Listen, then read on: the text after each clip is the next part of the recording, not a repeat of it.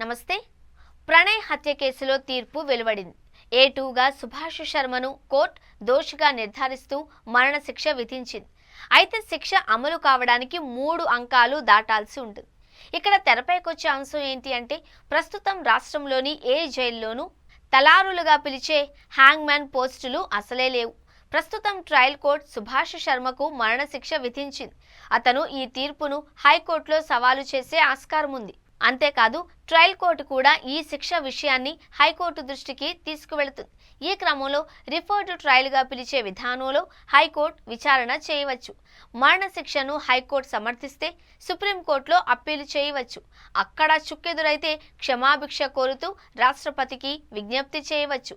రాష్ట్రపతి తిరస్కరిస్తే దోషులకు విధించిన మరణశిక్ష పూర్తిగా ఖరారైనట్లే. దీంతో శిక్ష విధించిన న్యాయస్థానానికి సంబంధించిన రాష్ట్రంలో మరణశిక్షను అమలు చేస్తారు. ఉమ్మడి ఏపీ రాష్ట్రానికి సంబంధించి ఆఖరి ఉరిశిక్షను 47 ఏళ్ల క్రితం ముషీరాబాద్ సెంట్రల్ జైల్లో అమలు చేశారు.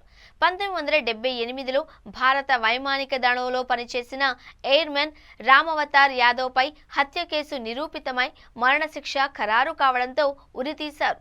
అప్పట్లో ముషీరాబాద్ సెంట్రల్ జైల్ సూపరింటెండెంట్గా ఉన్న సుబ్బారెడ్డి పర్యవేక్షణలో శిక్ష అమలైంది. తర్వాతి కాలంలో ముషీరాబాద్ సెంట్రల్ జైలును చర్లపల్లి ప్రాంతానికి మార్చారు. ఇక్కడ జైలు నిర్మిస్తున్నప్పుడు గ్యాలోస్ కోసం ఓ ప్రాంతాన్ని ఎంపిక చేసినా ఏర్పాటు చేయలేదు. ప్రస్తుతం తెలుగు రాష్ట్రాలలో ఉరికమ్మం ఉన్న జైలు ఒక్క రాజమండ్రి సెంట్రల్ జైలు మాత్రమే.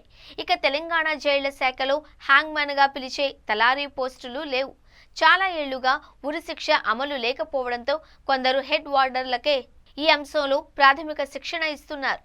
రాజమండ్రి సెంట్రల్ జైల్లో చివరిసారిగా 1976 ఫిబ్రవరిలో ఉరిశిక్షను అమలు చేశారు. ఓ హత్య కేసులో దోషిగా తేలిన అనంతపురం జిల్లాకు చెందిన నంబి కిష్టప్పను ఉరితీశారు.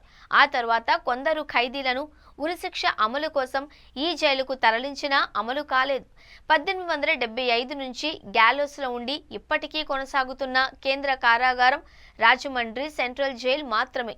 స్వాతంత్ర్యం అనంతరం దేశవ్యాప్తంగా వివిధ కారాగారాలలో దాదాపు 100 మందిని ఉరితీశారు. అందులో అత్యధికంగా 42 శిక్షలను రాజమండ్రి సెంట్రల్ జైల్లోనే అమలు చేశారు. ఉరి అమలుకు ముందు సదరు ఖైదీని ఆఖరి కోరిక ఏంటి అని అడగడం ఆనవాయితీ. కిష్టప్ప తన ఆఖరి కోరికగా లడ్డూ తింటాను అని కోరగా జైలు అధికారులు అతడికి లడ్డూలు అందించారు. రాజమండ్రి జైలు తలారి ధర్మరాజు ఆ ఉరి తీశారు. రాజమండ్రి సెంట్రల్ జైల్లోని గ్యాలోస్ 1980 వరకు ప్రధాన ద్వారం పక్కనే బహిరంగ ప్రదేశంలో ఉండేది. ఉరిశిక్ష అమలు తర్వాత మృతదేహాన్ని ఉరికంబం కింద ఉండే ప్రత్యేక ఛాంబర్లో దింపుతారు.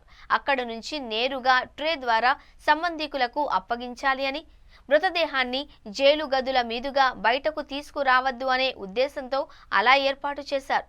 1980 తరువాత గ్యాలోస్ను అడ్మినిస్ట్రేటివ్ భవనం పరిసరాల్లోకి మార్చారు.